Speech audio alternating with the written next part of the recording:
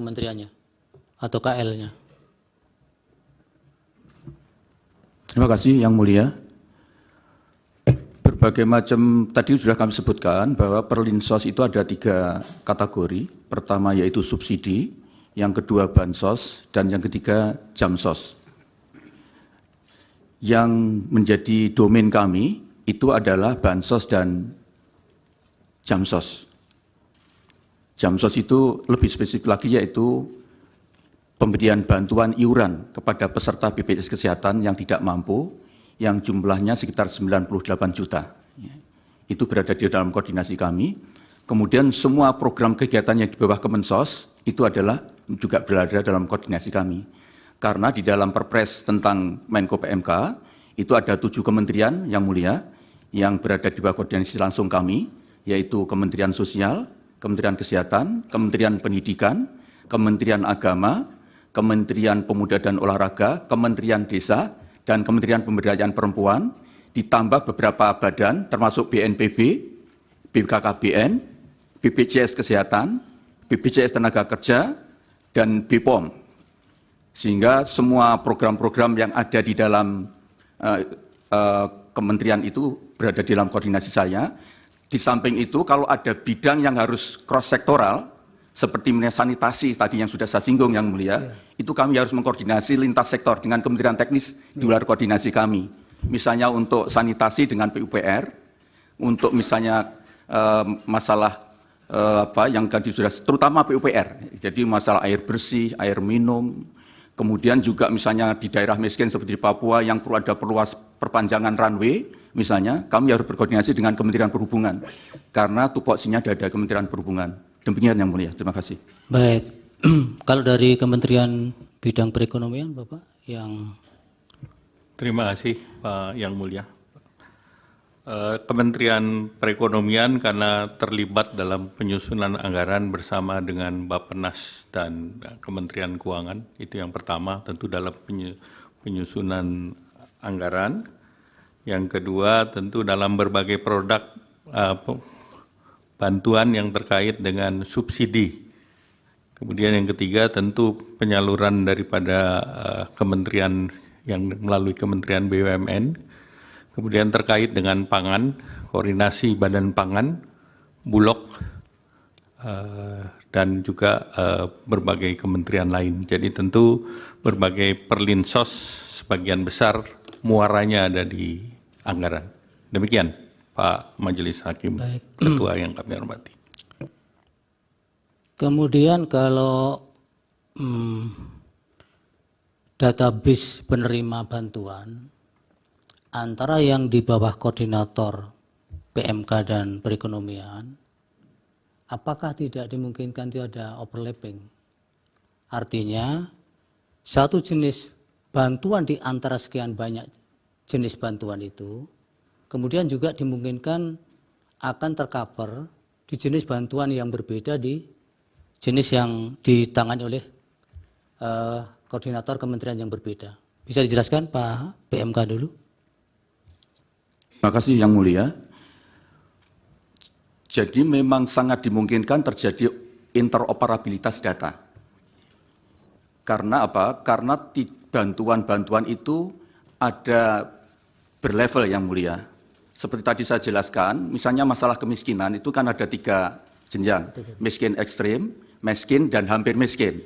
Nah ini nanti intervensinya berbeda Yang Mulia. Untuk miskin ekstrim itu hampir semua program itu diberikan pada mereka untuk menaikkan tingkat garis pendapatan pengeluaran dia itu di atas kemiskinan, syukur-syukur menjadi tidak miskin. Karena itu tadi Bu Mensos juga sudah menyebut, misalnya ada untuk di tingkat miskin ekstrim itu hampir semua paket yang ada di Kemensos itu diberikan kepada miskin ekstrim, ditambah BLT desa Yang Mulia. Kemudian ditambah lagi bansos dari pemerintah daerah dan pemerintah provinsi, itu juga boleh diberikan kepada miskin ekstrim. Tapi untuk di tingkat miskin, itu BLT desa dan bansos pemerintah provinsi tidak dibolehkan. Tadi Bu Risma sudah menyinggung, misalnya untuk yang hampir miskin, yang 800 juta, yang sisa dari 18.800.000, itu hanya menerima BLT El Nino, kemudian naik lagi 22,22 juta itu hanya menerima sekitar 4 juta hanya menerima bantuan beras dari BPJPN.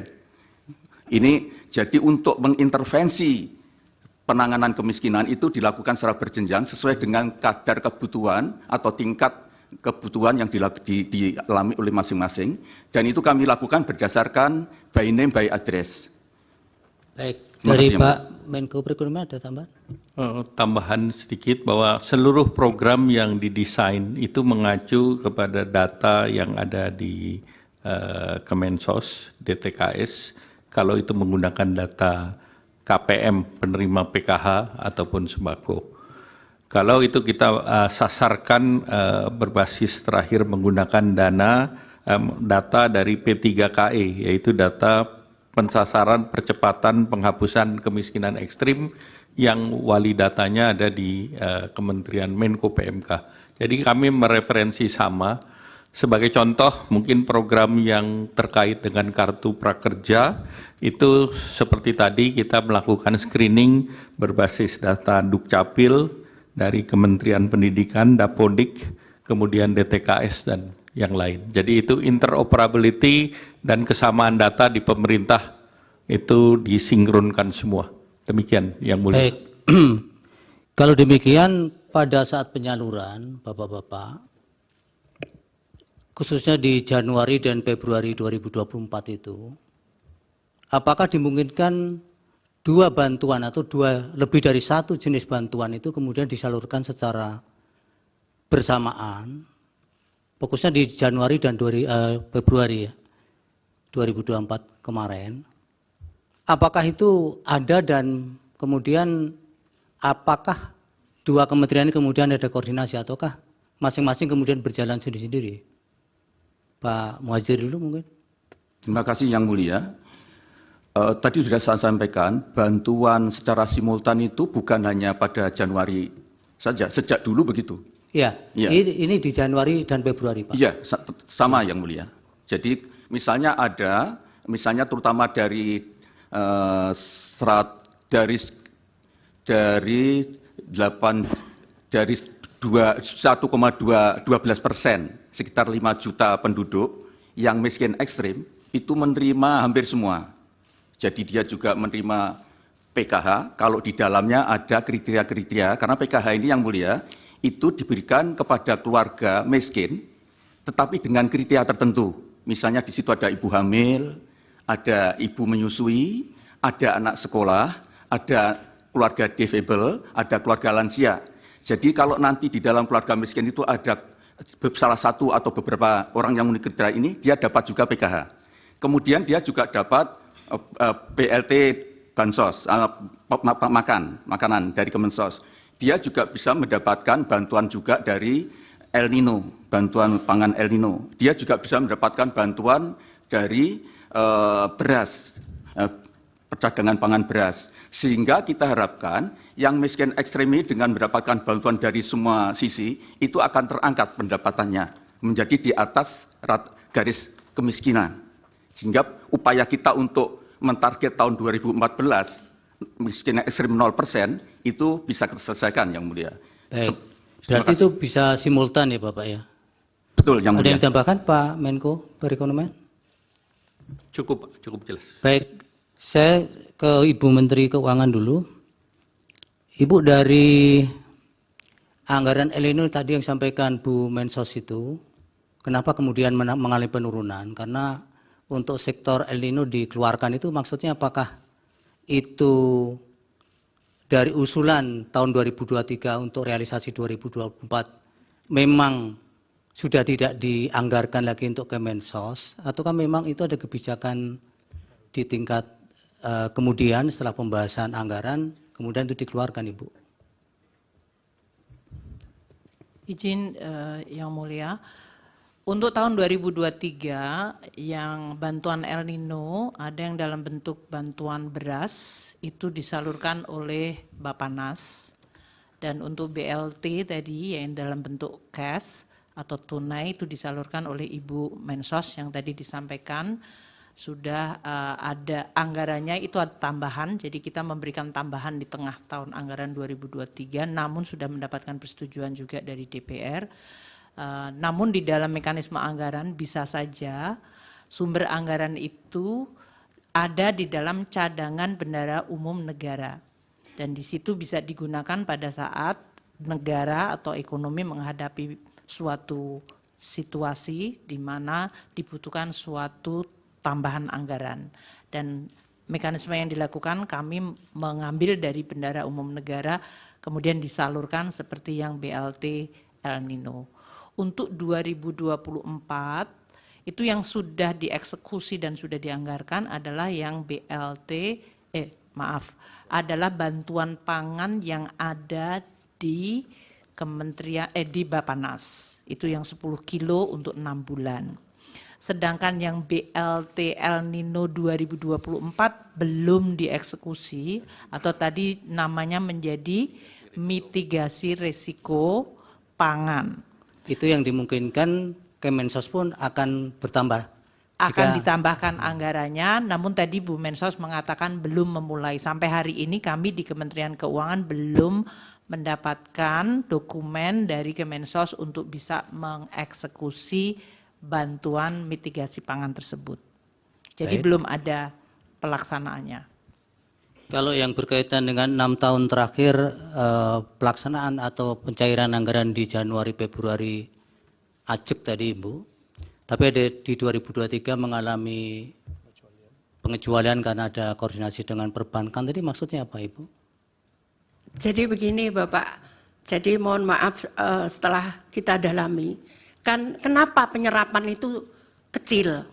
Nah ternyata ada yang daerah, misalkan kayak Aceh, itu dia harus nyebrang orang itu. Dia harus nyebrang kalau ngambil karena tidak ada ATM, tidak ada pos, sehingga dia harus nyebrang. Nah mereka itu nyebrangnya, yang diterima itu paling banyak 450. Nyebrangnya itu butuh 600.000 gitu. Sehingga kemudian mereka nggak ambil karena atau diambil di akhir tahun gitu karena Mbak sesuai. Iya, begitu. Nah, kemudian ada lagi yang bank seperti di daerah Bali. Itu ada di daerah di mana bank BTN itu nggak ada di kabupaten itu. Sehingga dia butuh untuk membayar transport, untuk mengambil bank itu di kabupaten yang lain itu lebih banyak daripada yang dia terima. Itu yang kemudian kita rapatkan dengan Imbara yang tadi saya sampaikan ada Pak Wamen BUMN datang untuk bagaimana ini. Jadi kami pindah bank, yang bisa bank apa di situ? Kami pindah bank, kita ganti banknya. Kemudian ini gimana? Ada yang penyerapan 3 bulan. Itu kenapa nggak bisa yang baru? Jadi misalkan bapaknya ini meninggal, kita ganti dengan nama anaknya penerima. Itu bank tidak bisa serta-merta mengganti nama ini. Butuh waktu 3 bulan untuk sampai jadi rekening itu. Akhirnya kemudian disepakati, di situ ada seluruh bank, kemarin rapat dengan kami, di seluruh bank, sehingga dan PT POS disepakati untuk penerima baru, itu disalurkan lewat PT POS, karena PT POS bisa 1 minggu, dia bisa mengeluarkan rekening itu. Sehingga saat itu kita butuh, itu yang pertama. Masalah yang kedua adalah beberapa temuan BPK, kita juga nggak berani melangkah itu. Kenapa? Contohnya misalkan, ditemukan oleh BPK itu, PNS itu penerima, gitu. Nah kami butuh waktu, apa iya dia PNS, betul, atau bukan, gitu. Jadi itu salah satu kenapa di 2023 itu agak mundur. Jadi temuan itu ada yang mohon maaf, dia masuk di datanya AHU. AHU itu di Kementerian Kumham. Dia sebagai di situ ditulis sebagai komisaris perusahaan A. Tapi ternyata setelah kita cek ke lapangan dia hanya cleaning service. Ya, akhirnya bisa kita klarifikasi dengan BPK bahwa ini orang miskin. Lah kalau namanya dipakai di sini kan ya bukan salah orang ini gitu kan, Pak. Ternyata kita bisa tunjukkan dan alhamdulillah yang 2023 kita clear soal itu. Kita clear, yang PNS itu memang harus kita serahkan ke daerah, karena di daerah itu tidak, PNS itu tidak hanya di daerah itu, bukan hanya kewenangan daerah seperti guru, kemudian PNS di daerah, tapi ada PNS di kejaksaan, ada PNS di kepolisian, ada PNS di pengadilan, sehingga mereka mengembalikannya juga butuh proses waktu. Namun kemudian nggak bisa saya putus, ini harus jalan kita. Ya sudah, ada beberapa temuan lagi yang seperti itu modelnya. Iya, kemudian di 2024 Januari Februari sudah normal Ibu? Ya normal, alhamdulillah normal. Jadi yang apa namanya itu malah di tahun 2021 saat awal COVID itu saya persis masuk 2 Januari kita keluarkan karena saat itu COVID. Baik, kalau berkaitan dengan pengusulan anggaran tahun yang akan berjalan, tahun berikutnya, Ya.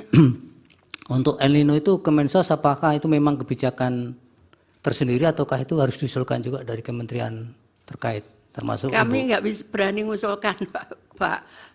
termasuk yang tahun-tahun sebelumnya? Iya, kami nggak berani mengusulkan karena kami kan nggak tahu ke kondisi keuangan apakah bisa apa enggak. Kami nggak berani. Biasanya diadakan rapat, kemudian disepakati apa begitu. Karena kami tidak berani, karena kan kami tidak tahu Ya. makro kondisi Ya sudah, makro artinya masalahnya. Ibu tidak mengusulkan ya? Ya, tidak ada mengusulkan.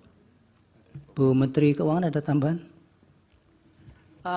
Jadi tadi yang disampaikan oleh Ibu Mensos dengan 2023 yang tadi masih ada penataan kembali data maupun penyalurannya dengan perbankan maupun pos, memang realisasi Januari Februari hanya kurang dari 1 triliun.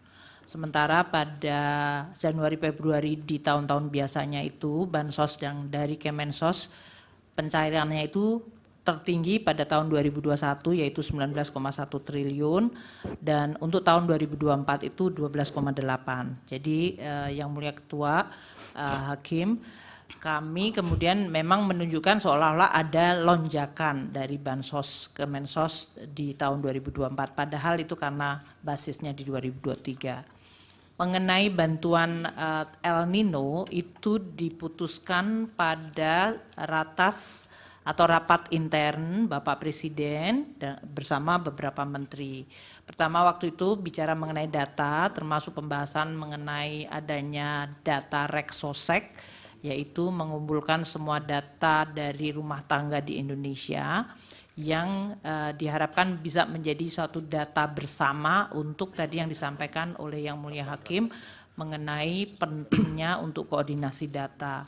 Kemudian juga dibahas mengenai kondisi El Nino yang menyebabkan produksi beras dan harga beras yang meningkat, sehingga kemudian diputuskan untuk memberikan tambahan itu sejak tahun 2023 dan eksekusinya untuk bantuan pangan sejak September 2023.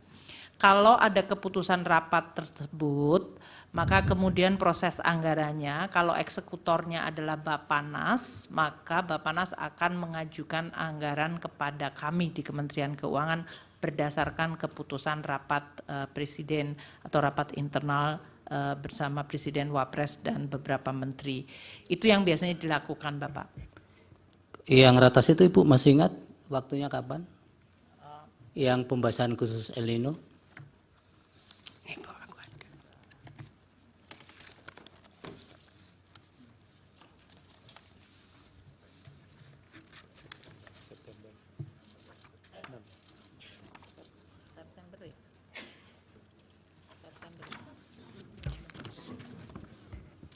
Apa yang 6 November ini Ibu? Yang 6 November ya, betul. Betul ya. 6 November. Betul.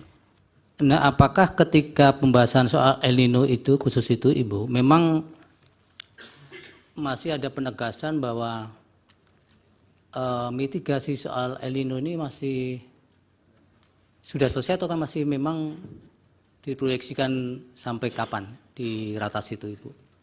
Jadi waktu kita, ini beberapa kali rapat ya, kami biasanya mengevaluasi. Jadi waktu pembahasan biasanya kemudian diputuskan untuk memberikan bantuan. Bahkan di tahun 2023 waktu itu pun dibuat 3 bulan dulu, September, Oktober, November. Kemudian kita melihat bahwa El Nino masih berjalan, maka kemudian pada bulan November itu ditambahkan untuk sampai dengan Desember, dan karena dari BMKG dan kemudian dari BRIN menyampaikan bahwa El Nino akan maju meluncur terus di 2024, maka untuk bantuan pangan untuk El Nino itu diberikan sampai dengan 2024, 6 bulan. Untuk mengcover kemungkinan terjadinya disrupsi dari sisi panen dan ketidakpastian. Itu yang dilakukan pada saat keputusan mengenai bantuan pangan El Nino. Untuk bantuan cash, memang waktu itu karena dari Ibu Menteri Sosial masih mengeksekusi dengan PKH dan tradisional program regulernya, memang kemudian dilihat apakah diperlukan tambahan bantuan tunai tersebut. Kami juga menyampaikan selalu kepada Bapak Presiden dan para menteri, seperti biasa Bapak, anggaran itu kan bukannya tidak terbatas. Jadi kami biasanya selalu cenderung sangat hati-hati untuk kita melihat dan memang apakah betul-betul diperlukan. Demikian.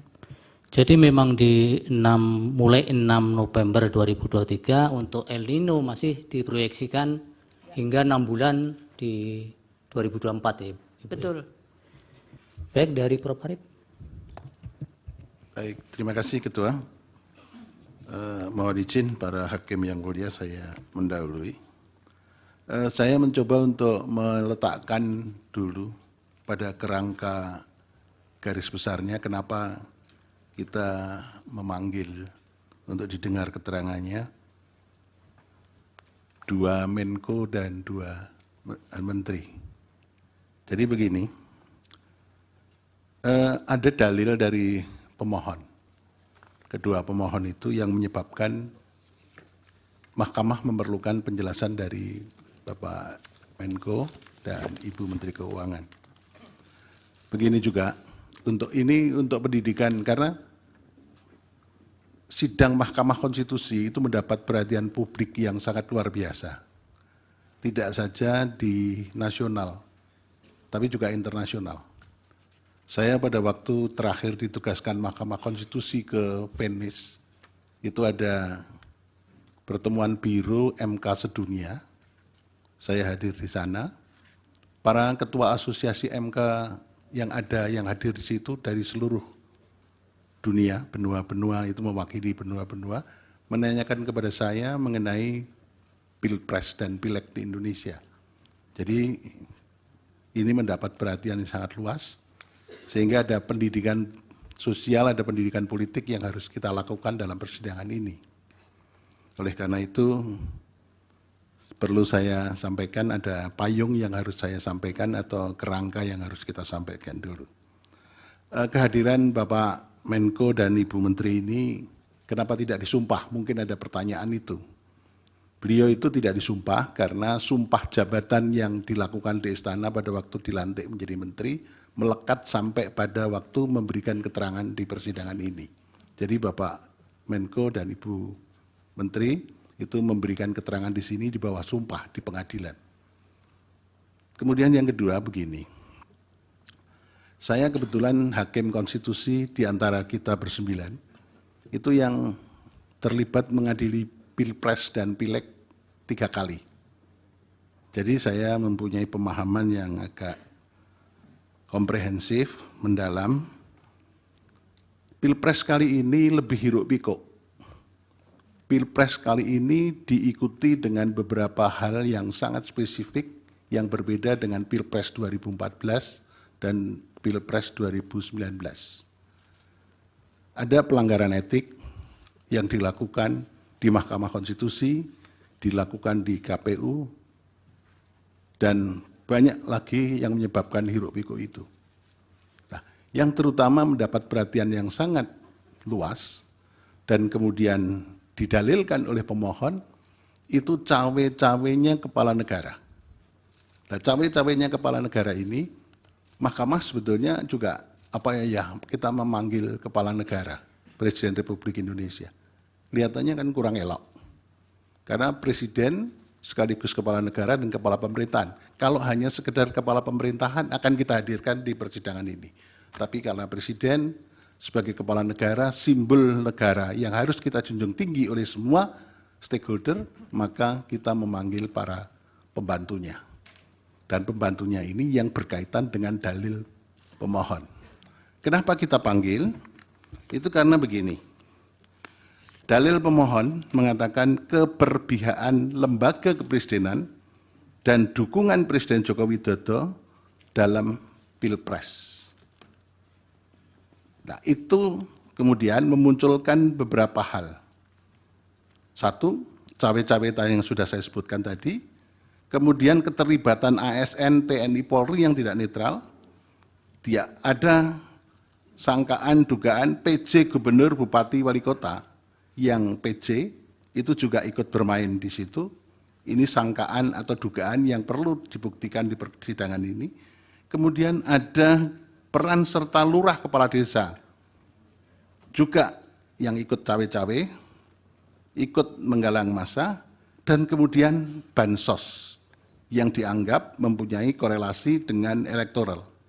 Tapi ternyata dari berbagai diskusi, bansos itu elektoral lebih berkaitan, dalam persidangan ini muncul, lebih berkaitan dengan elektoral pada pileg legislatif. Nah ini mungkin Pak Erlangga nanti bisa Jadi yang partai yang naik pesat suaranya adalah Golkar. Nah ini yang mungkin nanti bisa direspon. Ya. Dari situ kita begini. Yang pertama perlu saya sampaikan, kita itu untuk menjadi pelajaran kita bersama, saya tidak menggurui Bapak Menko, Ibu Menteri Keuangan, dan semua pihak, saya tidak punya pretensi menggurui. Saya akan mengatakan begini, teori yang saya kembangkan, negara Indonesia itu adalah negara yang religious welfare state. Sementara orang Indonesia baru mengatakan Indonesia negara welfare state. Tapi kalau saya mengatakan Indonesia adalah negara religious welfare state. Artinya kesejahteraan tidak hanya yang lahir maupun yang lahir, tapi mau batin juga.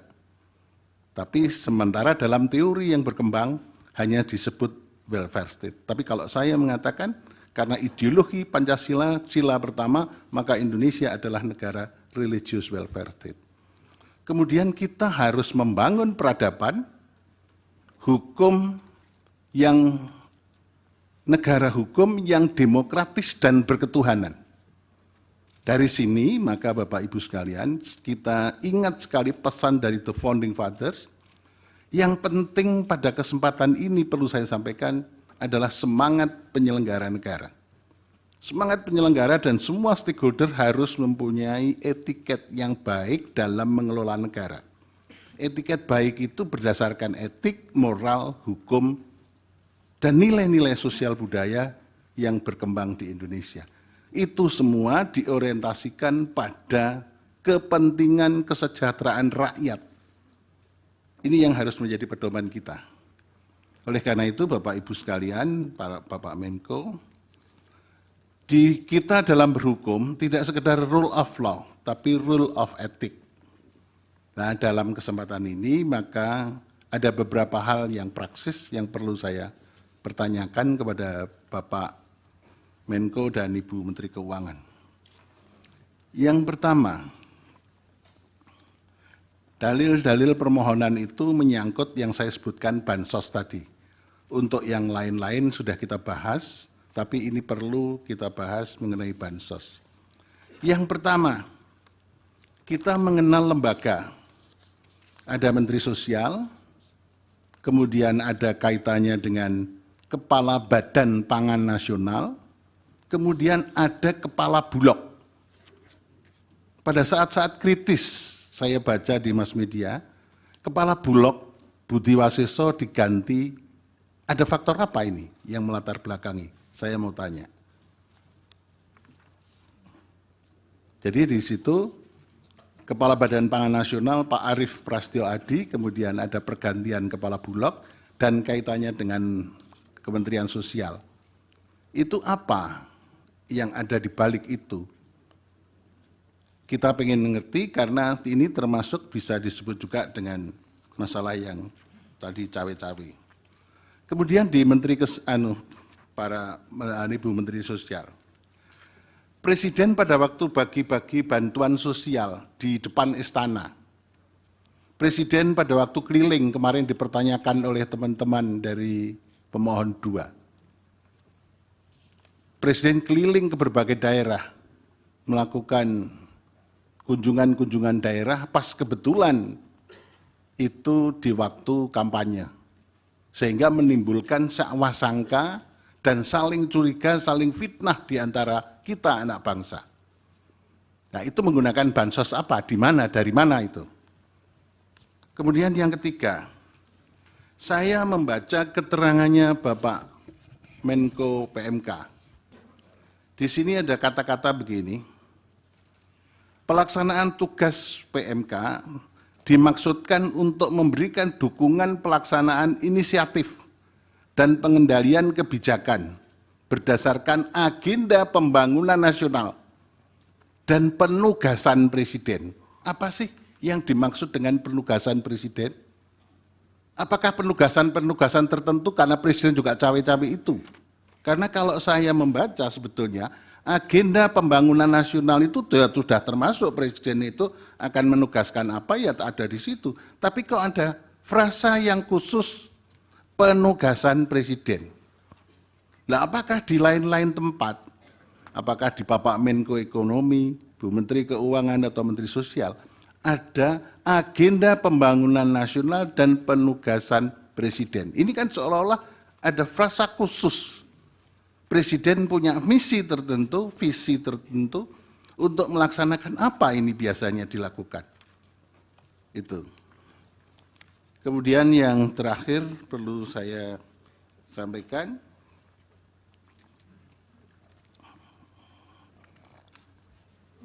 iya, ini catatan saya belum ketemu, nanti saya mungkin bisa sampaikan. Terima kasih. Terima kasih, kembalikan Pak Ketua. Mohon maaf Bapak Menko dan Bu Menteri Keuangan. Baik, mungkin dikumpul dulu ya Bapak-Bapak dan Ibu. Dilanjut Yang Mulia Prof. ini, dipersilakan. Baik, terima kasih kepada Pak Ketua. Terima kasih juga kepada Bapak-Bapak Menko dan Ibu-Ibu Menteri, karena ada 2 Bapak Menko dan 2 Ibu Menteri.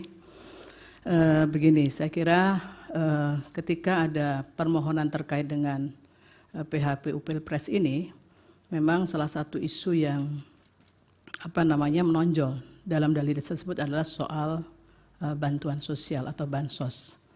Berkenaan dengan hal ini saya memang mencoba mencari tahu. Ternyata peraturan-peraturan terkait dengan hal itu memang luar biasa ya Pak Menko ya. Artinya saya mencoba melihat dia ada pertama di Undang-Undang APBN, Undang-Undang Kesejahteraan Sosial, Undang-Undang Pekerja Sosial, SJKN, dan berbagai macam peraturan-peraturan teknisnya di situ. Kalau saya lihat di dalam Undang-Undang APBN, Undang-Undang 19/2023, itu memang ada salah satu pos yaitu belanja pemerintah pusat menurut fungsinya. Yang tadi Bu Menko sudah menyampaikan, itu berkaitan bagaimana kemudian pemerintah ini harus mencapai tujuan kita bernegara untuk mencapai tujuan pembangunan nasional kita, salah satunya. Nah di situ saya mencoba mencari kemudian dari lebih detail lagi, yaitu di dalam penjelasan pasal 8 ayat 2 huruf A Undang-Undang APBN itu ketika bicara belanja pemerintah pusat menurut fungsinya, itu baru ketemu ada fungsi perlindungan sosial di situ. Ya Bu Menko ya, fungsi perlindungan sosial yang kemudian muncullah bantuan sosial. Itu nyelempit ibaratnya di penjelasan itu bantuan sosial itu.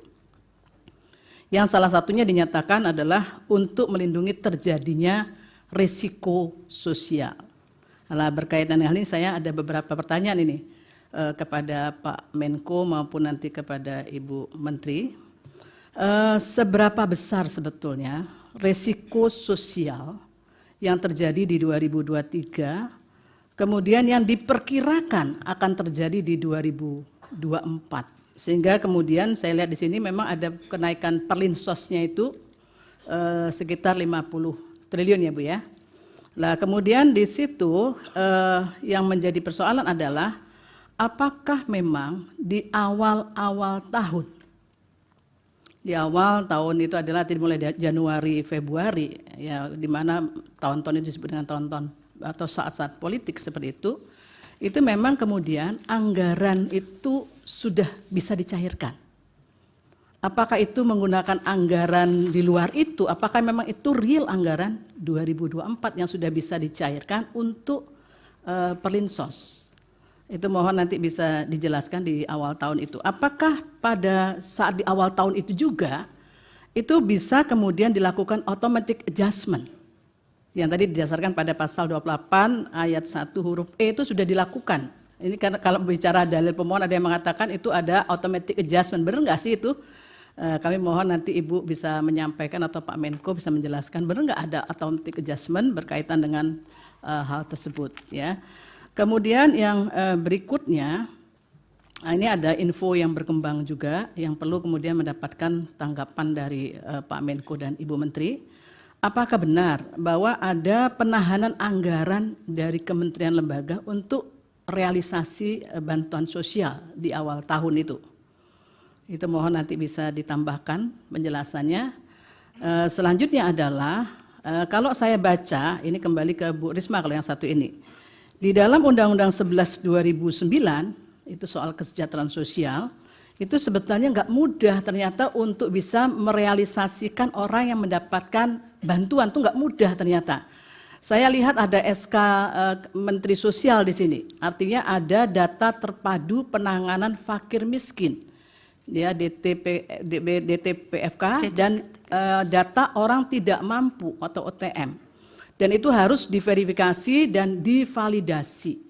Dan seolah-olah ada peng-SK-annya terhadap mereka itu. Nah, pertanyaan saya adalah terkait dengan yang didalilkan pemohon, ya, itu menyampaikan bahwa begitu banyak bansos yang digelontorkan itu, apakah mereka itu termasuk yang dalam data DTPFK atau data OTM di situ, atau memang sebetulnya Pak Menko ada data yang lain yang kemudian itu bisa tervalidasi siapa yang menerima terkait dengan hal ini. Nah, ini mohon nanti dapat ditambahkan. Kemudian berkenaan tadi ada beberapa bansos juga karena begitu banyak undang-undang itu ya bisa jadi begitu banyak juga bansos yang keluar dengan menggunakan terminologi perlinsos itu. Nah, itu apakah itu juga di bawah koordinasinya Ibu Mensos seperti itu ya. Itu saya mohon ada tambahan soal itu, termasuk juga soal skema perlindungan sosial ya dan bantuan sosial bagi pekerja sosial. Di situ juga ada bansos sebetulnya. Ya, jadi ada banyak pos bansos, salah satunya di Undang-Undang 14 2019 tentang pekerja sosial. Itu bagaimana kemudian skema bansos yang ada di situ, apakah ini juga merupakan wilayah yang berada di kewenangannya Ibu Mensos ya. Berikutnya saya khusus kepada Pak Menko Perekonomian Pak Erlangga. Nah ini kalau kemudian dilihat dari data termasuk hal yang didalilkan di sini ya, bahwa ada kenaikan harga beras ya kisaran pada bulan Januari Februari 2024 ya, sehingga muncul kemudian ada yang menyampaikan ini benar atau tidaknya mohon nanti diklarifikasi. Ini karena ada penggunaan cadangan beras pemerintah atau CBP untuk bansos sehingga menyebabkan stok beras nasional itu menjadi berkurang. Apakah memang ada isu seperti itu? Itu mohon dapat nanti diberikan penjelasan. Dan saya menegaskan kembali tadi yang disampaikan oleh Ketua, bagaimana sebetulnya pola koordinasinya melihat berbagai macam undang-undang termasuk peraturan teknisnya itu yang begitu banyak dan begitu rupa, itu bisa terkoordinasi sehingga sasarannya menjadi tepat gitu loh, sesuai dengan tujuan dari pasal 34 untuk penanganan fakir miskin dan anak terlantar. Saya mohon itu saja penjelasan dari Pak Menko maupun Ibu-Ibu Menteri. Terima kasih. Yang mulia Pak Arsul, silakan. Terima kasih Yang mulia Pak Ketua. Terima kasih kepada Pak Menko PMK, Pak Menko Perekonomian, Ibu Menteri Keuangan dan Ibu Menteri Sosial atas paparannya tadi. Saya ingin melakukan beberapa pendalaman untuk keperluan yang tadi telah disampaikan oleh Yang mulia Prof. Arief Hidayat, karena memang Mahkamah harus menjawab apa yang didalilkan oleh para pemohon PHPU nomor 1 dari paslon 01 dan pemohon PHPU nomor 2 dari paslon 03. Karena itu ada sejumlah hal yang memang perlu didalami untuk menjadi pengayaan bagi Mahkamah di dalam nanti menyiapkan pertimbangan hukum yang akan menjadi dasar dari putusan Mahkamah. Yang pertama saya mohon perkenan pada Pak Menko, Pak Muhadjir. Ini saya agak grogi ini kalau ngadepi Pak Muhadjir ini, karena tenang menghanyutkan. Saya ingin memulai dari kerangka hukum tentang bansos ini. Dari kerangka peraturan teknis. Ada peraturan Menteri Keuangan nomor 254 tahun 2015 tentang belanja bantuan sosial pada kementerian negara dan lembaga yang kemudian diubah dengan PMK nomor 228 tahun 2016. Ya. Ada juga peraturan Presiden yang tadi juga disinggung oleh Ibu Menteri Sosial, Perpres nomor 63 tahun 2017 tentang penyaluran bantuan sosial non tunai. Nah, dari kedua peraturan ini yang tadi juga telah Pak Menko PMK, Pak Menko Perekonomian dan Ibu Menkyu dan Bu Mensos paparkan tadi, bahwa bansos ini merupakan program ya, TUSI juga, tugas dan fungsi lintas kementerian dan lembaga.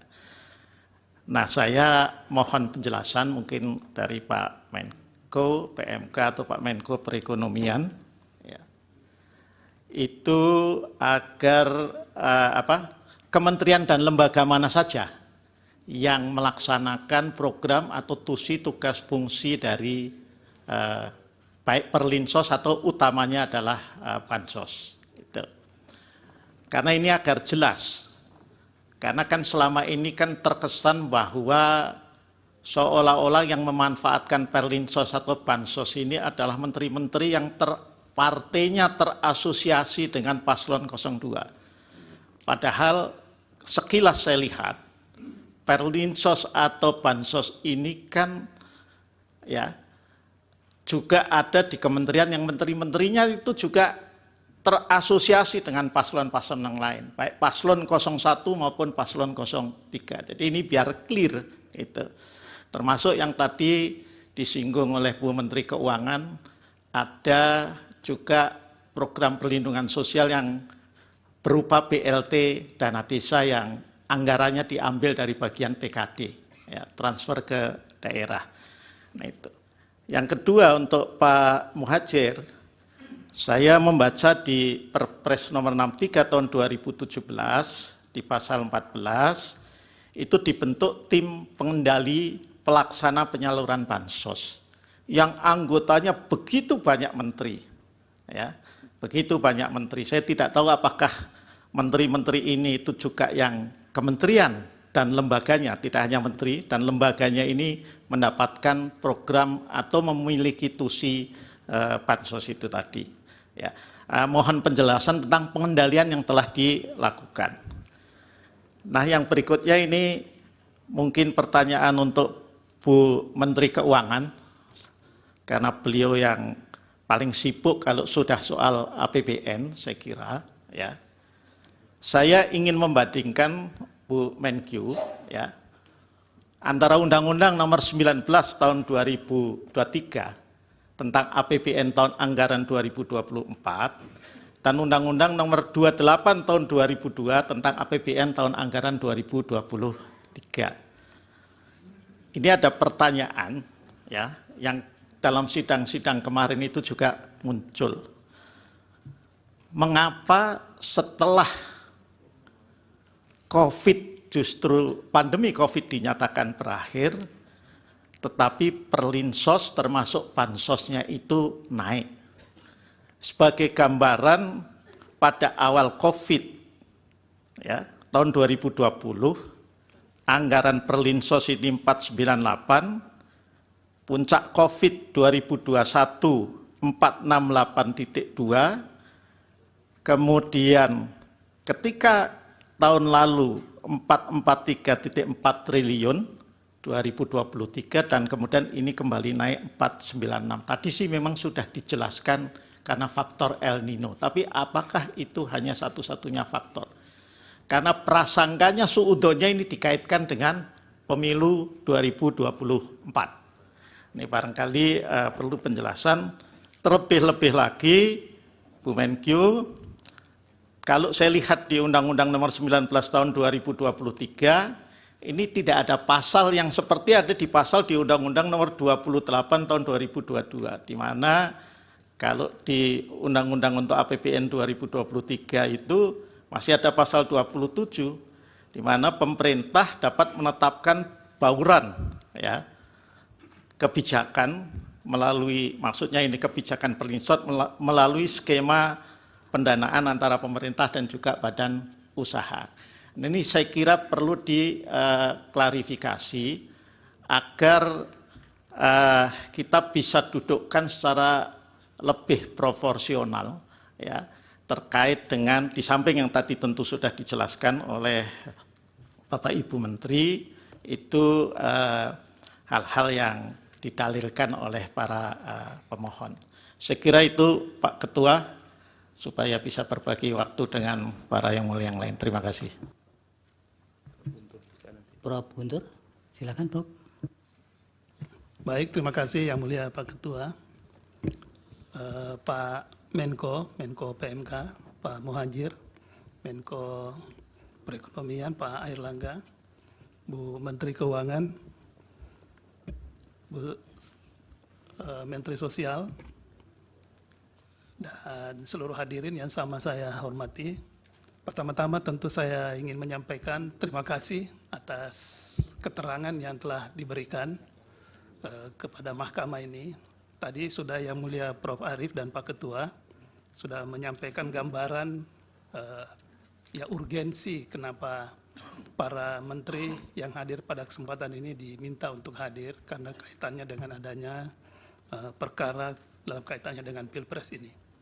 Sehingga tentu saya tidak mengulangi lagi, saya langsung saja ke beberapa pertanyaan yang saya ingin tujukan. Pertama kepada Pak Menteri Koordinator PMK, Pak Muhajir. Ini kaitannya dengan anggaran perlinsos, ya, perlindungan sosial yang tadi sudah jelas dan beberapa berita juga sudah menyampaikan jumlah anggarannya 496,8 triliun. Yang di dalamnya ini berbagai macam program-program. Nah, tadi juga Yang Mulia Pak Arsul sudah menyampaikan kaitannya dengan adanya tim pengendali. Saya juga memang mau menyoroti menyangkut tim pengendali ini. Nah, apakah yang kaitannya dengan tim pengendali ini memang fungsi dari Kemenko PMK ini sebagai koordinator untuk semua anggaran perlinsos ini, perlindungan sosial, itu untuk semua tim pengendali ini, ada tim pengendali di Kemenko PMK untuk semua program-program perlindungan sosial, untuk semua perlindungan sosial atau per masing-masing. Karena saya juga menemukan ada Perpres 63 2017, ya, sebagian disampaikan oleh Pak Arsul tadi, di mana Menteri Menko PMK sebagai ketua pengendali, ketua tim pengendali. Di dalamnya ada 18 anggota ya dari berbagai kementerian lembaga. Nah, apakah memang ini, tapi itu hanya untuk kaitannya dengan bansos non tunai. Nah, apakah bansos yang sifatnya tunai itu ada juga tim pengendalinya? Sehingga saya ingin bertanya, apakah tim pengendali ini untuk keseluruhan dari anggaran perlindungan sosial yang nilainya sebesar 496,8 triliun itu, ataukah memang setiap ada kegiatan atau program itu ada tim pengendalinya lagi? Dan tentu kita akan bertanya, bagaimana kinerja dari tim pengendali ini? Apakah ya selama ya khususnya 2023, 2024 ini yang sampai bulan Maret ya, bagaimana laporan-laporan dari tim pengendali? Apakah ada persoalan-persoalan dalam penyaluran misalnya kaitannya dengan penyaluran yang berkaitan dengan anggaran perlindungan sosial? Sebab kan Kemenko PMK ini kan mengelola sebagai koordinator untuk anggaran perlindungan sosial yang 496,8 triliun itu. Nah, ini juga saya juga ingin langsung bertanya ke Bu Menteri Sosial. Nah, apakah juga di Kementerian Sosial juga itu ada tim pengendali juga untuk bansos, bantuan sosial yang menjadi penanggung jawab PA, penanggung jawab anggaran di Kementerian Sosial, Ibu Menteri Sosial. Nah, apakah juga ada pengendali dan bagaimana? Apakah selama ini ya khususnya 2023 dan 2024 ini ada enggak laporan-laporan menyangkut kaitannya dengan penyelenggaraan atau pelaksanaan dari realisasi anggaran bansos ya di Kementerian Sosial yang nilainya 78 triliun Bu ya, kurang lebih ya gitu ya, 78 triliun itu seperti apa? Ya tentu ya dikurangi dengan anggaran belanja pegawai dan sebagainya kan seperti itu. Nah, apakah juga ada seperti itu sehingga kita bisa mengetahui bahwa ya memang ada monitoring terkait dengan pelaksanaannya. Terlebih lagi Bu Menteri Sosial, saya melihat kalau tadi Ibu Menteri kan sudah menjelaskan di paparannya, coba bisa izin paparan yang terakhir sebelum terima kasih, slide terakhir ya, sebelum terima kasih, slide-nya coba bisa enggak ditunjukkan itu supaya kita bisa ini, tapi kelihatannya susah untuk dimunculkan ya. Kalau memang bisa itu saya pengen yang kaitannya bansos sembako dan PKH. Nah, di situ Ibu menjelaskan bahwa dalam hal penyaluran bansos ini itu kan dilakukan melalui cash transfer ya, dan juga melalui kantor pos. Nah, cash transfer ini kan berarti dari rekening ke rekening PKM ya, penerima PMK, penerima manfaat, penerima KPM, keluarga penerima manfaat. Ya itu dia di atas itu. Nah, apakah selain dari dua sistem atau model penyaluran ini, apakah ada model lain?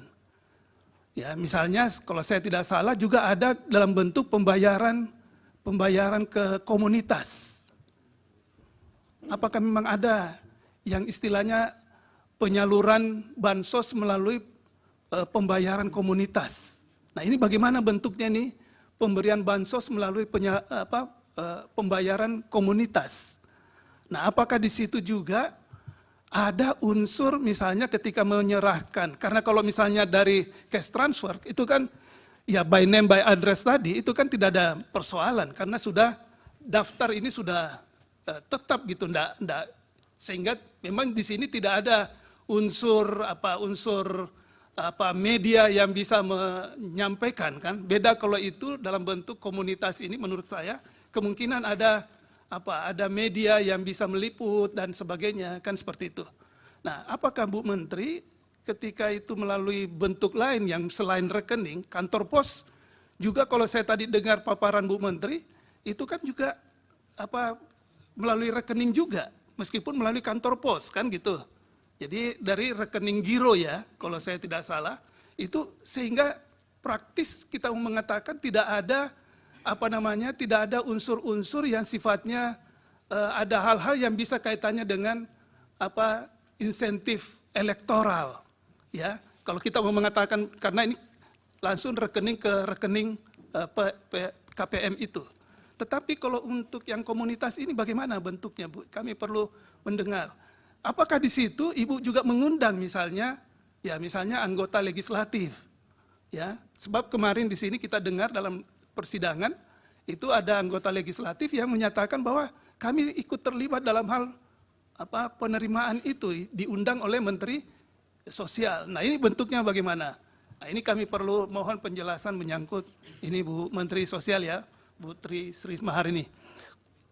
Kemudian saya ke Bu Menteri Keuangan, ya. Sebetulnya saya Bu Menteri Keuangan, Bu Menteri, ini saya sudah menyiapkan 12 pertanyaan sebetulnya untuk mendalami Ibu, tapi karena waktu juga yang sangat terbatas dan yang terpenting Ibu Menteri sudah dalam paparannya menjelaskan semua hal sehingga tersisa tinggal 2 ini yang saya ingin tanyakan ke Bu Menteri Keuangan. Yang pertama yang kaitannya dengan tadi, dalam kaitannya dengan automatic adjustment ini, ya, penyesuaian secara otomatis ini. Nah, apakah penyesuaian otomatis ini sama atau beda dengan refocusing itu? Kalau saya tidak salah, refocusing itu adalah di mana pemerintah itu ingin mengkhususkan pada program-program tertentu.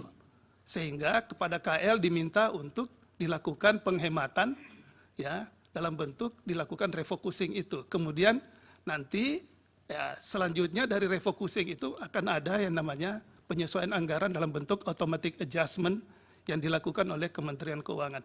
Nah, pertanyaan saya di sini adalah apa yang dilakukan oleh Menteri Keuangan terlebih dahulu, apakah automatic adjustment-nya dulu dilakukan penyesuaian anggaran dulu, di mana dalam bentuk pemblokiran anggaran kementerian lembaga, tapi tidak untuk dipindahkan anggarannya, tetapi tetap di KL-nya. Ya, kemudian dari anggaran itu akan dilihat, kemudian untuk mengarahkan pada refocusing pada program-program yang ingin dicapai oleh pemerintah. Ataukah memang refocusing dulu, kemudian nanti setelah refocusing diketahui yang mana ingin dijadikan target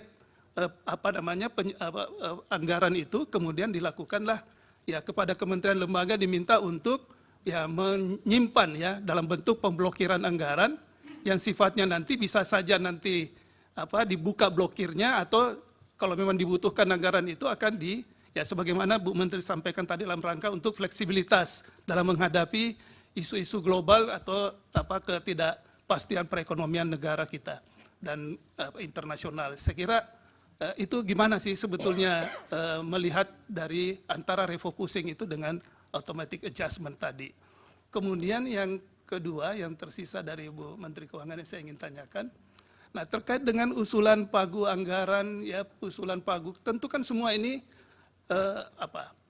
dari anggaran Perlinsos yang besarnya 496,8 triliun itu kan tentu sudah pagu anggaran dari masing-masing KL yang sudah, ini kan sudah fix semua nih, kecuali nanti kalau ada automatic adjustment. Nah, dalam kaitannya dengan automatic, ini isu yang kita juga tangkap juga di dalam persidangan ini, Bu Menteri, itu ada rencana automatic adjustment sebesar 51 triliun.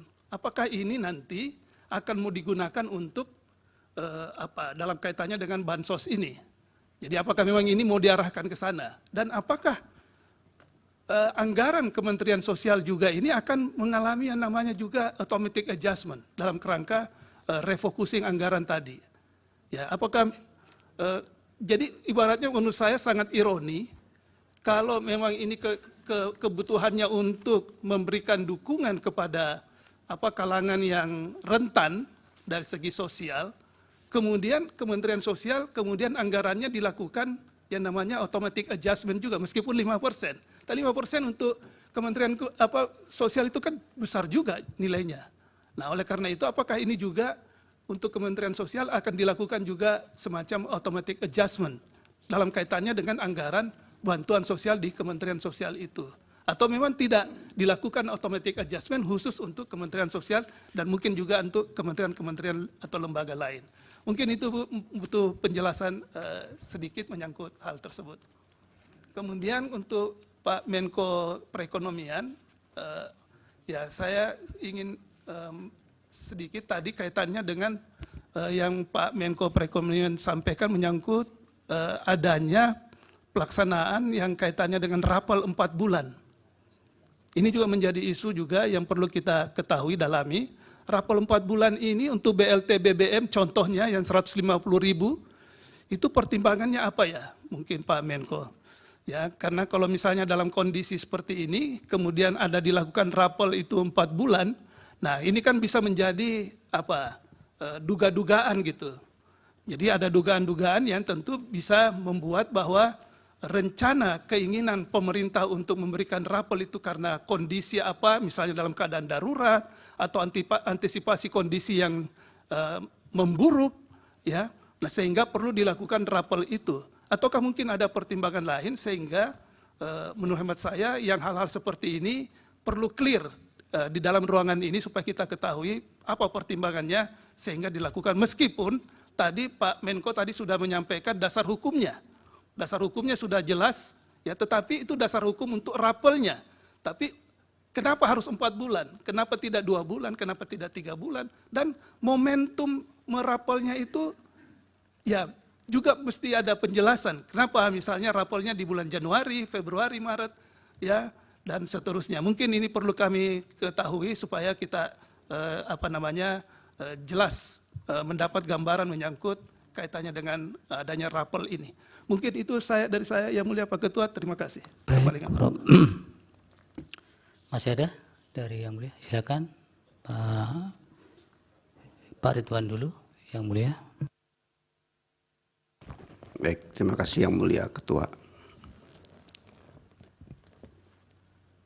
Selamat pagi, terima kasih Pak Menko Bidang Pembangunan Manusia dan Kebudayaan Indonesia, yang saya hormati pula Pak Menko Bidang Perekonomian Indonesia, Ibu Menteri Keuangan dan Ibu Menteri Sosial. Selamat datang di Mahkamah. Saya sedikit saja, saya betul setelah mendengar tadi beberapa keterangan, terima kasih juga atas keterangan yang telah tadi disampaikan tadi. Saya memahami bahwa bagaimana upaya pemerintah untuk melindungi masyarakat kita, ya, tentunya dalam menghadapi berbagai kerentanan dan tekanan kehidupan.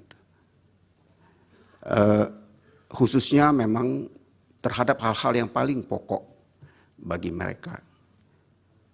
Nah, saya mengaitkannya di tengah era pesta demokrasi, banyak yang masih mengeluhkan misalnya kebutuhan pokok sembako yang masih tinggi, dapur yang kadang-kadang tidak berasap dan sebagainya itu berhari-hari.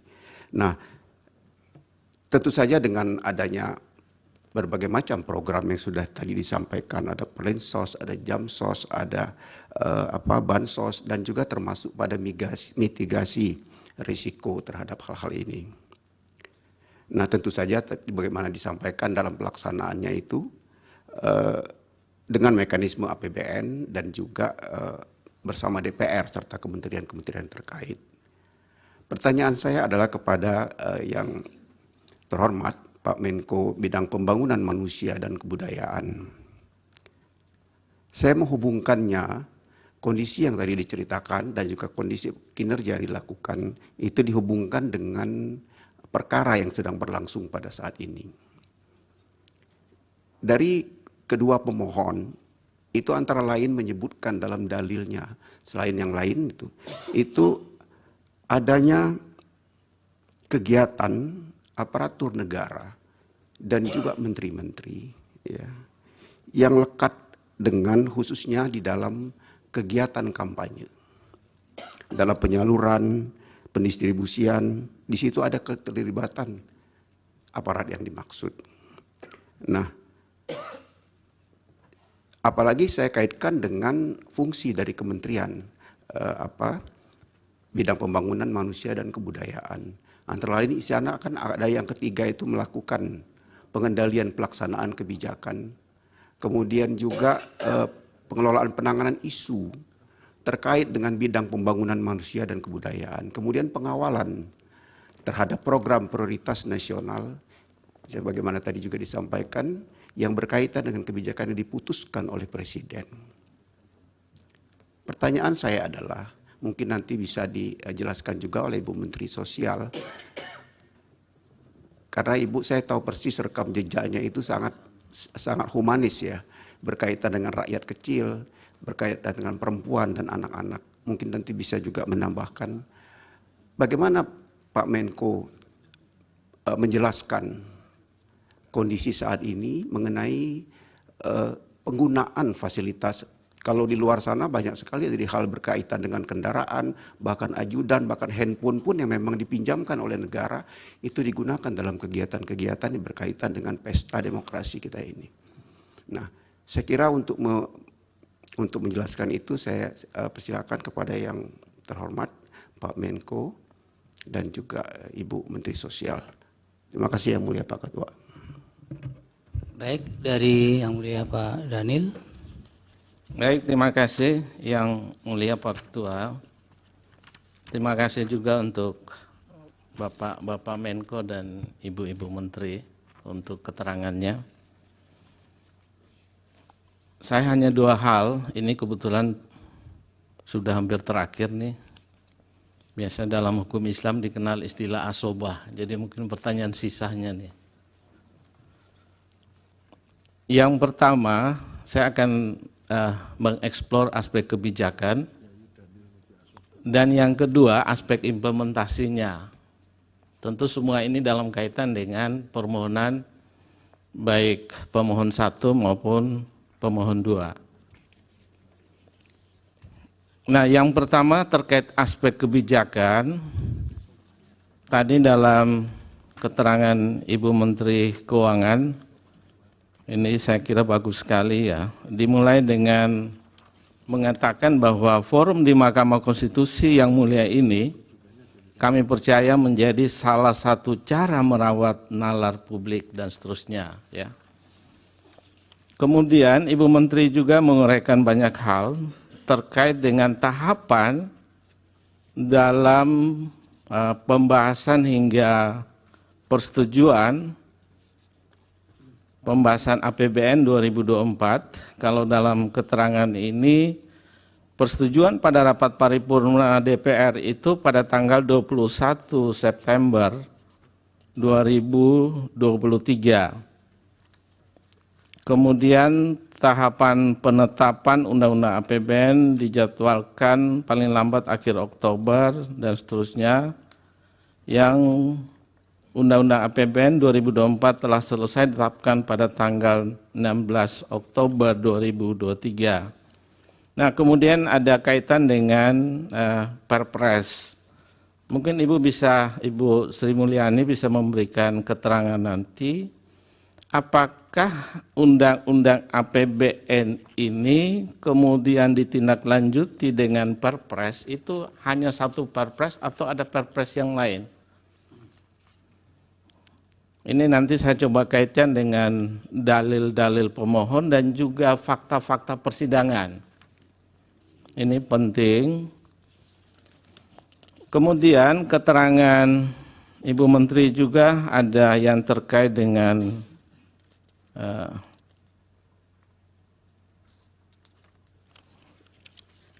soal alokasi anggaran Perlinsos yang jumlahnya itu sekitar 496,8 triliun. Kalau anggaran sebesar ini, pertanyaannya adalah apakah alokasi anggaran tersebut itu bisa direvisi atau tidak? Nah, kalau direvisi dasarnya apa? Kemudian bagaimana mekanismenya? Karena tadi ada, bahkan ini kemarin dalam persidangan, keterangan dari saksi, itu dari Komisi 8 DPR RI, itu yang mengatakan bahwa tadi juga sudah ada rapat terbatas intern Presiden dengan beberapa menteri tanggal 6 November 2023. Nah, saya tidak tahu sejauh mana apakah ratas intern tersebut kemudian melakukan perubahan terhadap kebijakan yang ada atau tidak, misalnya Perpres dan sebagainya. Karena tadi dalam keterangan Ibu Menteri Sosial, Ibu Risma mengatakan bahwa anggaran BLT El Nino itu tahun 2024 tidak ya. Nah, saya melihat catatan kemarin dari saksi Pak Aceh Hasan Sadili, itu dinyatakan bahwa ada 3 kali raker dengan Ibu Menteri Sosial. Yang pertama 31 Agustus, yang kedua 14 September, dan yang terakhir ini 7 November. Nah, kalau saya coba kaitkan dengan ratas tanggal 6 November, artinya sehari setelah itu, Ibu kemudian raker. Nah, apakah dalam ratas itu yang kemudian hilangnya BLT El Nino di Kementerian Sosial?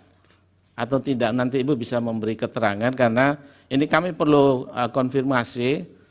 Saya mencoba untuk merelevansikan fakta-fakta persidangan terkait dengan hal ini. Kemudian yang kedua soal implementasi ini.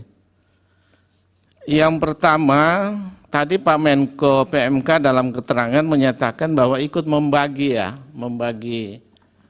di daerah Jawa Timur kalau tidak salah, atau di tempat yang lain.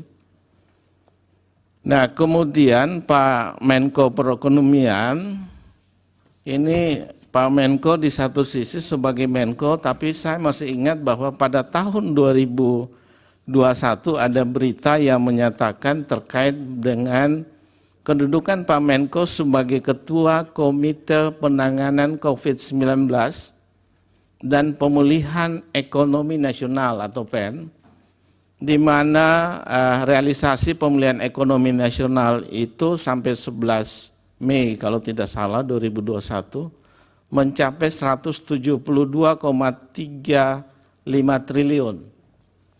Nah, pertanyaan saya adalah apakah Bapak sampai saat ini masih menduduki jabatan sebagai Ketua Pemulihan Ekonomi Nasional atau tidak? Karena tadi apa yang disampaikan Yang Mulia Prof. Arief, seolah-olah ada korelasinya karena jabatan Bapak ini kemudian suara Partai Golkar naik signifikan gitu. Mungkin bisa memberikan konfirmasi terkait dengan jabatan Bapak, apakah masih sampai dengan saat ini menduduki jabatan tersebut ataukah tidak. Kemudian yang terakhir ini soal masih implementasinya adalah, tadi kalau keterangan Pak Menko PMK ikut membagi-bagi Perlinsos ya, entah yang mana saya tidak terlalu ingat. Yang kedua, Pak Menko Perekonomian juga itu beberapa kali, ini fakta persidangan itu terungkap di sini. Nah, kemudian sedangkan justru Ibu Mensos ini perannya sangat minimalis nih. Ada apa nih Bu Mensos? Apakah setelah rapat kerja dengan DPR itu kemudian membuat Ibu jadi tidak nampak dalam pembagian bansos dan sebagainya? Nah, kemudian yang terakhir ini saya kalau tidak salah kemarin dari Paslon 01 yang mengungkap dalam persidangan bahwa Bapak Presiden itu 24 kali kunjungan ke daerah dengan membagi bansos. Tidak, ini dari pemohon ya. Saya tangkap itu kemarin dalam persidangan. Nah, pertanyaan saya adalah, dalam teknis pembagian bansos ataupun Perlinsos, apakah Pak Menko PMK, Pak Menko Perekonomian, selain Ibu Mensos, dan juga Pak Presiden itu boleh terlibat? Karena fakta-fakta persidangan ini saya kira perlu juga mungkin ada informasi bagi persidangan, karena dari pemohon baik 1 maupun 2 ada kecurigaan dari mana alokasi anggaran bantuan sosial yang disampaikan oleh Presiden.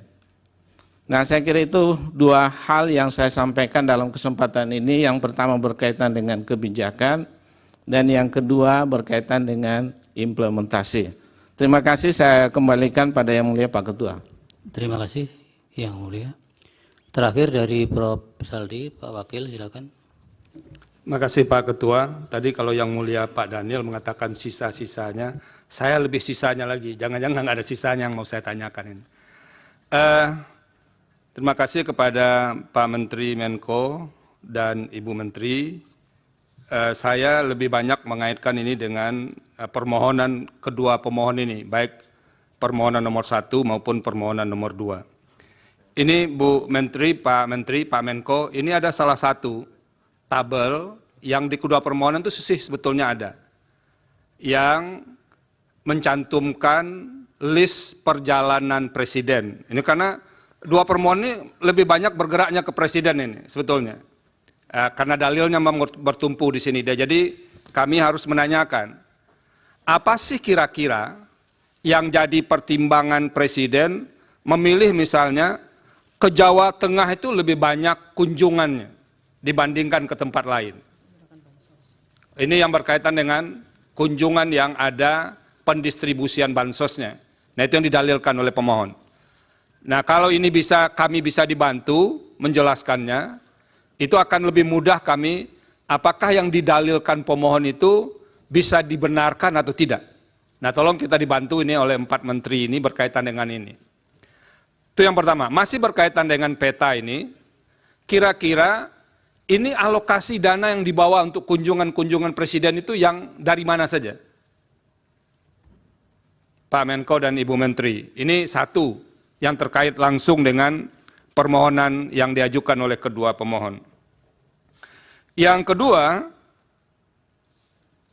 ini kan sering dilakukan pertemuan ya, Pak Menko tadi bilang, Pak Menko PMK maupun Menko Perekonomian, sering dilakukan pertemuan.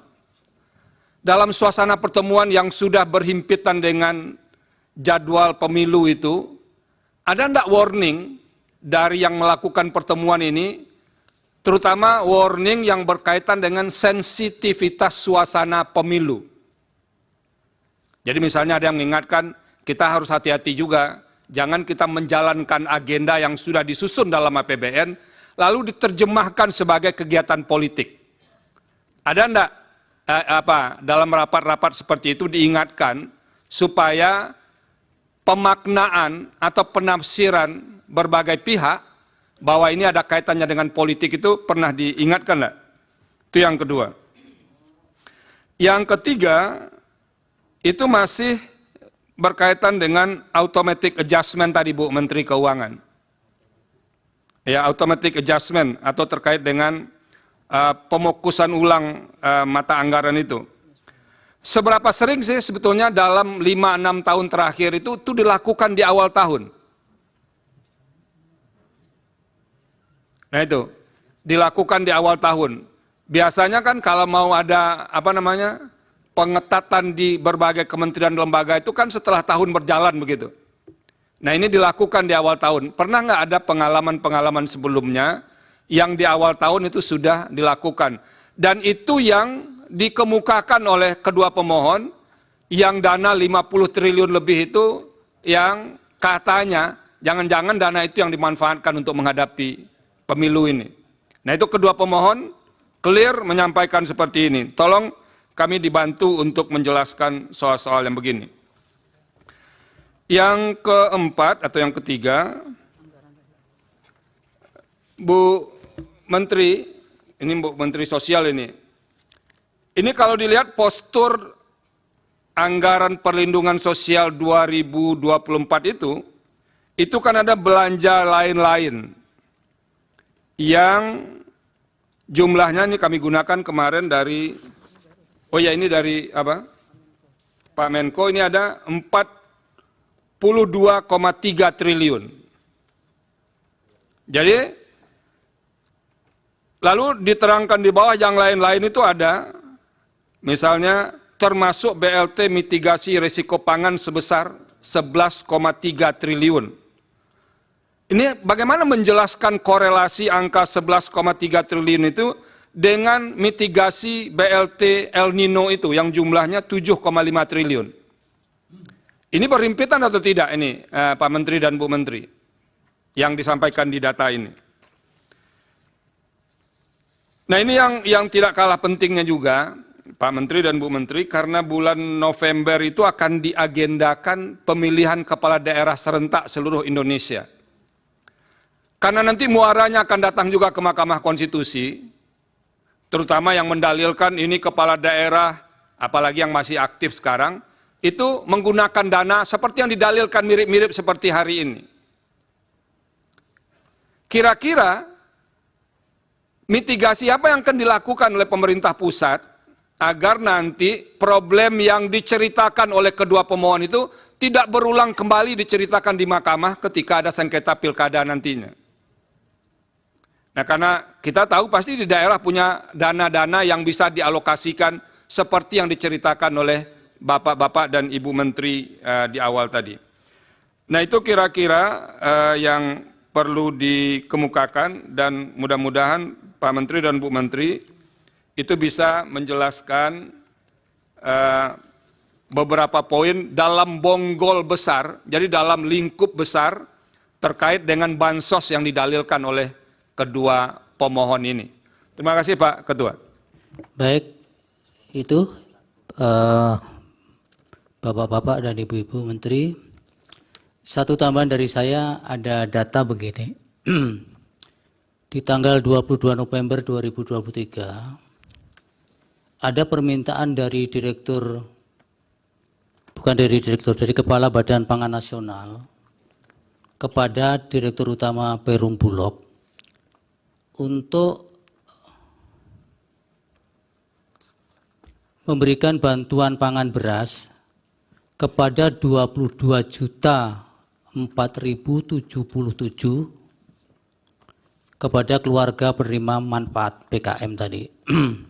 Ini yang tembusannya, surat itu ditujukan kepada Bapak-Bapak semua.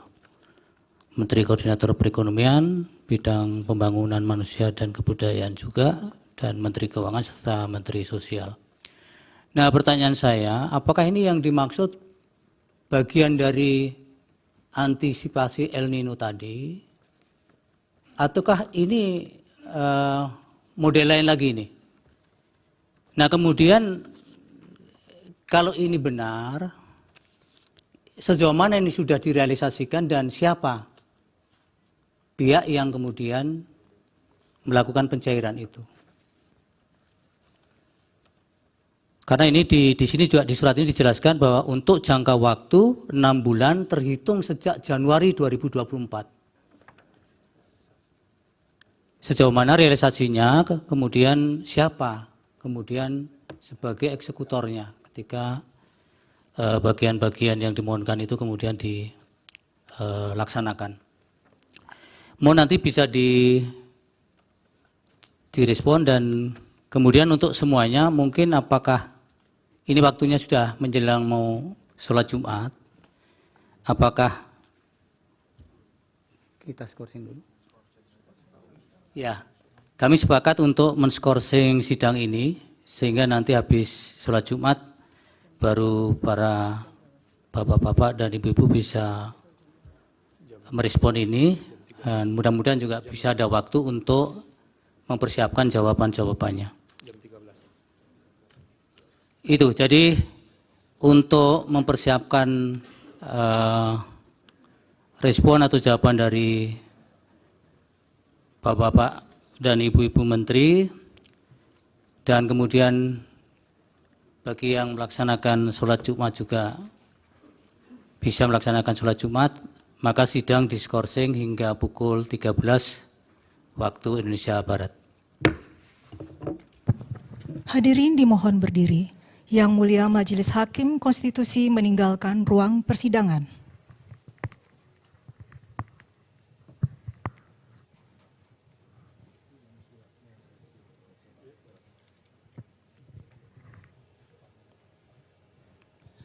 Hadirin disilahkan duduk kembali. Hadirin yang kami hormati, persidangan untuk perkara nomor 1/PHPU.Pres/22 Romawi /2024 dan perkara nomor